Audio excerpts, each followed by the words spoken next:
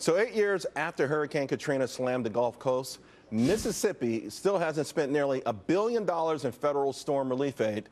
Now, the majority of the money reportedly tied up in still yet to materialize projects. And lots of Sandy victims up here in New York and New Jersey are saying FEMA is still leaving them behind as well. Scottie Nell Hughes says when the federal government throws a lot of money at a problem, it just creates more problems. Sort of like Biggie said, more money, more problems, huh? How can you explain this? Mississippi sitting on $1 billion. Well, first of all, I want to say congratulations to the federal government as well as the state of Mississippi for taking care of every single person that was a victim in Katrina.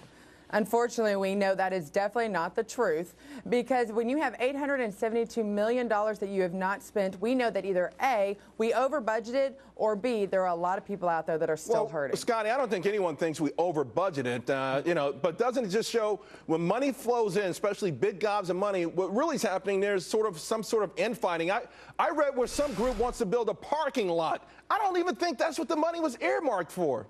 Well, that's what we do when it comes to a natural disaster. I'm beginning to think that politicians sit there and wait for natural disasters to come up to start building up their pork funds for their own districts.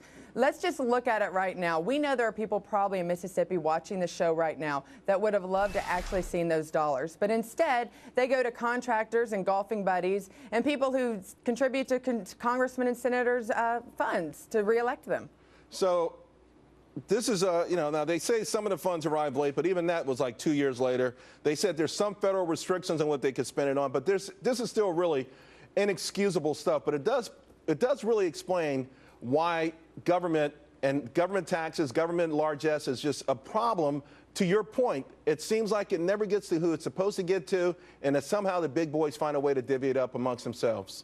It's truly just a PR issue that the government says, let's sit here and throw money at a natural disaster and everything will be better. But let me tell you that Sandy victims, you need to watch out. We know that there are people that were hurt by Hurricane Sandy that are not getting the funds as promised to them. Hence why I thought it was a good idea that we did a graduate relief program of $9 billion each step, making sure that the money were going to the people. So that's what right now I want to be the voice of the people and tell those Sandy victims, make sure that you are getting the dollars you deserve, because that's how it was sold. You know, here's the thing, though, Scottie, and I agree. There should be some sense of accountability and maybe along the way a checklist of accountability. But who's in charge? You know, it always feels like it's the fox that's actually guarding the hen house. Oh, well, that's completely it. Who's ever thought that the government would be efficient and would actually try to do what's best with taxpayer dollars? That's why we as the American people need to make sure that these funds are going to what they're meant for, to actually help victims who are in distress. And when they are misused, we vote out the people that misuse those funds. You know, before I let you go, would you agree that there's also a narrative here about the government taking in money, higher taxes in the name of the people, when in fact it rarely does get to the people?